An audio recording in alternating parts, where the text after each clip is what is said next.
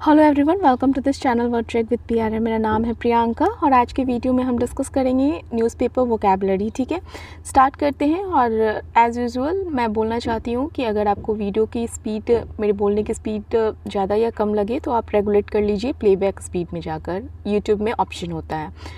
तो चलिए स्टार्ट करते हैं। हमारा पहला वर्ड है pertinent. Pertinent, pertinent, PERTINENT। Pertinent एक एडजेक्टिव है, विशेषण है, और इसका अर्थ होता है प्रासंगिक। प्रासंगिक, प्रासंगिक क्या अर्थ क्या है? रिलेवेंट। जैसे मान लो आप किसी चीज़ के बारे में बात कर रहे हो तो उससे संबंधित कोई और बात, वो जो होता है वो रिलेवेंट होता है, मतलब कि उससे संबंधित हो, उससे रिलेटेड हो। ठीक है, तो इसको आप पर्टिनेंट बोलते हो, प्रासंगिक बोलते हो। और पर्टिनेंट का synonym, similar word easy English में क्या बोल सकते हो? रिलेवेंट और रिलेटेड। ठीक है, हमारा इसका सेंटेंस में कैसे यूज़ करेंगे? The expert made some pertinent comments on the scheme. The expert made some pertinent comments on the scheme, जिसका अर्थ है कि जो एक्सपर्ट थे, विशेषज्ञ थे, किसी चीज़ के विशेषज्ञ होंगे, उन्होंने योजना, कोई स्कीम जो है, योजना है, उस पर कुछ प्रासंगिक टिप्पणियाँ की। ठीक है, पर्टिनेंट कमेंट। चलिए, हमारा अगला वर्ड है proclamation. Proclamation, proclamation, PROCLAMATION, PROCLAMATION। Proclamation एक संज्ञा है, संज्ञा के तौर पे ये शब्द का प्रयोग होता है, जिसका अर्थ होता है औपचारिक। औपचारिक का इंग्लिश फॉर्मल, या सार्वजनिक, सार्वजनिक घोषणा। घोषणा जैसे सार्वजनिक मतलब कि पब्लिकली। ठीक है, तो घोषणा, अनाउंसमेंट जिसको आप बोलते हो, तो इसका औपचारिक या सार्वजनिक घोषणा को हम बोलेंगे प्रोक्लेमेशन। और इससे मिलता जुलता इजी इंग्लिश क्या हो जाएगा? डिक्लेरेशन। ठीक है, डिक्लेरेशन। एग्जाम्पल में देखते हैं, the government restricted the use of water bye proclamation. The government restricted the use of water bye proclamation. सरकार ने सार्वजनिक औपचारिक घोषणा करके पानी के उपयोग पर रिस्ट्रिक्शन मतलब प्रतिबंध कर दिया, प्रतिबंधित कर दिया। ठीक है, next one is pivotal. Pivotal, PIVOTAL, PIVOTAL, pivotal. Pivotal जो होता है ये एडजेक्टिव है, विशेषण है, जिसका अर्थ होता है हिंदी में ध्रुवीय, मूलभूत, केंद्र बिंदु। जैसे कि मैं समझाती हूँ, अर्थ है ना, अर्थ का केंद्र बिंदु क्या है? ठीक है, जैसे एक अर्थ एक्सिस पे घूमता है, उसका केंद्र। ठीक है, तो वो चीज़ आप इस तरह से समझ सकते हो। मूलभूत मतलब क्या होता है? Core, basic. ध्रुवीय, ध्रुवीय वही चीज़ हुआ कि जो उसका बेसिक है, उसका कोर क्या है, उसका सेंट्रल पॉइंट क्या है। वाइटल, वाइटल क्या होता है? VITAL, वाइटल मतलब होता है इम्पॉर्टेंट। ठीक है, इम्पॉर्टेंट, सिग्निफिकेंट। तो सेंट्रल, वाइटल, ये जो है बेसिक इंग्लिश हो गया किसका? पिवोटल का, पिवोटल का। ठीक है, PIVOTAL, ध्यान रखिएगा इसका spelling and pronunciation. Example sentence में देखते हैं, accountancy, law and economics are pivotal to a successful career in any financial services area. Accountancy, law, कानून, इकोनॉमिक्स मतलब अर्थशास्त्र, किसी भी वित्तीय, फाइनेंशियल सेवा क्षेत्र में सफल करियर बनाने के लिए महत्वपूर्ण है। ठीक है, मतलब ये सारे जो हैं अकाउंटेंसी, लॉ, इकोनॉमिक्स, ये इम्पॉर्टेंट पॉइंट है, या इम्पॉर्टेंट कह सकते हो, कोर है किसका? फाइनेंशियल सर्विस के लिए। सिंपल अर्थों में समझे तो अगर फाइनेंशियल सर्विस एरिया में अपना करियर बनाना चाहते हैं तो अकाउंटेंसी, लॉ और इकोनॉमिक्स पे आपका स्ट्रांग होना चाहिए। Next one is डिसमे। डिसमे, देखिए माफ़ कीजिए, थोड़ा कंस्ट्रक्शन का काम चलता है बीच बीच में, तो साउंड आपको मिलेगा, डिस्टर्बेंस थोड़ा होता है, प्लीज़ बेयर कीजिए इसको। डिसमे, DISMAY, MAY डिसमे एक वर्ब है, ठीक है, वर्ब है मतलब क्रिया है, क्रिया के तौर पे ये शब्द का प्रयोग होता है जिसका अर्थ होता है हतोत्साह करना या निराश करना। अब देखिए एक चीज़ मैं बताना चाहूँगी, हतोत्साह और निराश ना थोड़ा सा डिफरेंट शब्द है। हतोत्साह मतलब कि किसी को आप डिग्रेड कर रहे हो, हतोत्साहित कर रहे हो, और निराश नेगेटिव होता है लेकिन इसकी जो डिग्री होती है उतनी हाई नहीं होती है, बट हतोत्साह करना उसकी डिग्री जो होती है थोड़ी सी हाई होती है, ठीक है। तो डिसमे का अर्थ है हतोत्साह करना, निराश करना, जिसको आप अपॉल भी बोल सकते हो इसका इंग्लिश, ठीक है। एग्जाम्पल के थ्रू देखते हैं। She dismayed me by refusing my offer, उसने मेरा प्रस्ताव ठुकराकर मुझे निराश कर दिया, ठीक है। मतलब मैंने उसको ऑफ़र दिया और उसने उस ऑफ़र को रिजेक्ट कर दिया, तो मुझे निराशा हुई। Next one is persistently, persistently,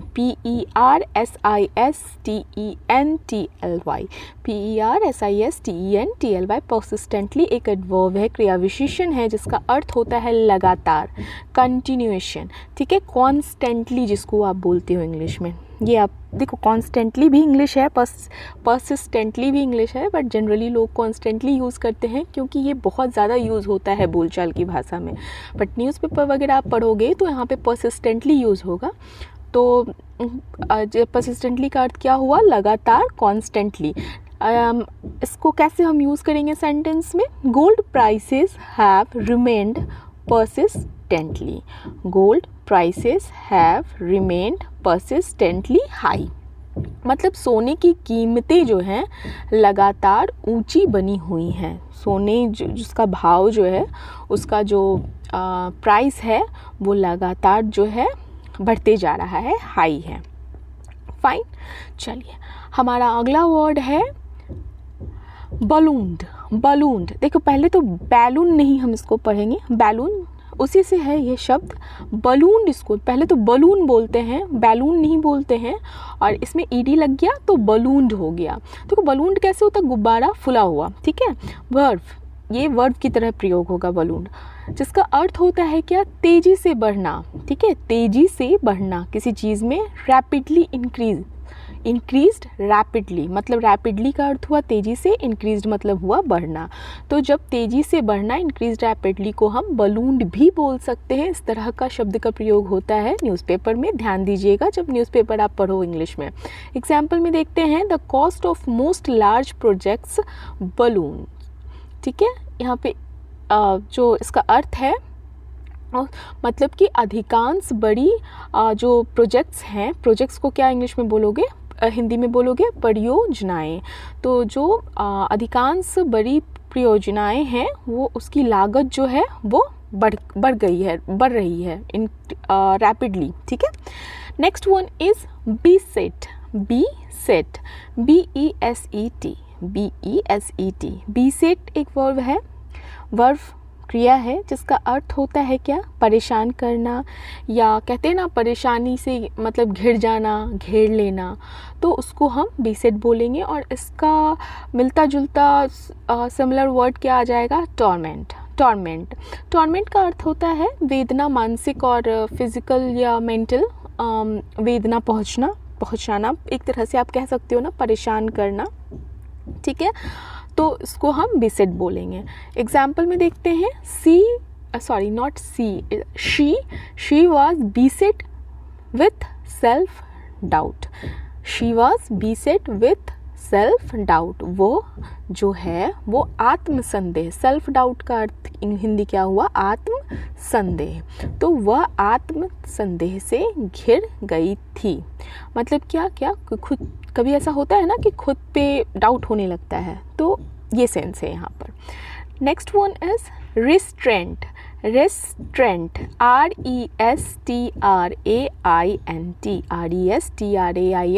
restraint एक संज्ञा है, शब्द ये संज्ञा के तौर पे प्रयोग होगा जिसका अर्थ होता है संयम।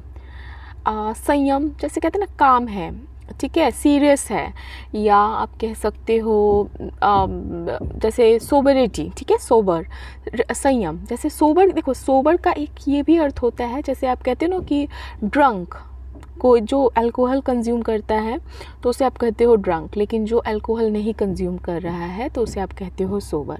तो सोबर मतलब क्या हुआ कि जो सेंसिबल हो और काम हो, सीरियस हो, तो उसको आप सोबरिटी बोलते हो। तो ये सब का अर्थ ये मिलता जुलता शब्द है सोबरिटी, और रिस्ट्रेंट का अर्थ हो गया संयम, ठीक है, काम कंपोज जिसको आप कह सकते हो। सेंटेंस में कैसे यूज़ करेंगे? You showed great restraint in not crying, आपने न रोने में बहुत संयम दिखाया, मतलब आपको रोना आया बट आप रोए नहीं। Next one is retaliatory, retaliatory, retaliatory, RETALIATORY। Retaliatory एक एडजेक्टिव है, विशेषण है, जिसका अर्थ होता है मुंह तोड़। कहते हैं ना, मुंह तोड़ जवाब दूंगा मैं, या मुंह तोड़ जवाब दूंगी मैं, या प्रतिशोध का। प्रतिशोध मतलब कि आपको बहुत ज़्यादा गुस्सा आ रहा है और प्रतिशोध की भावना आ गई, जिसको आप इंग्लिश में क्या कहते हो? रिवेंज लेना या रिवेंजफुल, ठीक है। तो ये सिमिलर वर्ड हो गया किसका? रिटेलिएटरी का। फाइन, एग्जाम्पल में कैसे यूज़ करेंगे हम? He urged people not to resort to retaliatory violence. He urged people not to resort to retaliatory violence. उन्होंने लोगों से जवाबी हिंसा का सहारा न लेने का आग्रह किया। अर्ज मतलब आग्रह, ठीक है, और वायलेंस मतलब क्या होता है? हिंसा, ठीक है। तो उन्होंने लोगों से जवाबी हिंसा का सहारा न लेने का आग्रह किया। कुछ वैसा हुआ होगा जिससे कहा, जिसके में कहा कि आप जवाबी हिंसा ना करें। Next one is consequential, consequential, CONSEQUENTIAL,